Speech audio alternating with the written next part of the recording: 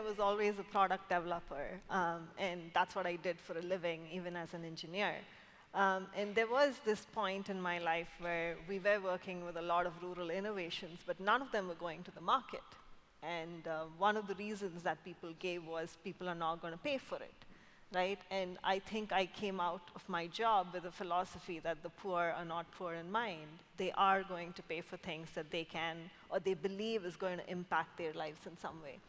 And I think I was so passionate about women and wanted to do something with women's health, and I ended up just traveling, meeting organizations and people, and there was this particular instance where I was just talking about women's health, and somebody just pointed me to this midwife who was sitting there, and she was just talking to me about how she would deliver babies. And here she picked up this grass-cutting tool from under the bed and said, this is what we use to cut the umbilical cord. Oh, my God. And that was basically the moment of my life where the world went blank, and I was like, there's something really wrong in what I'm seeing.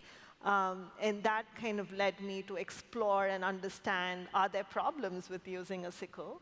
And infection was definitely one that my mind was bringing up. And I, as a mother who gave birth in one of the best institutions in India, did have an infection post-childbirth. And so for me, it was like I just couldn't take what I was seeing. And that led to the discovery of clean birth kits and the concept of it, which has been in existence for really long. The funny part was when I was trying to buy one, I couldn't.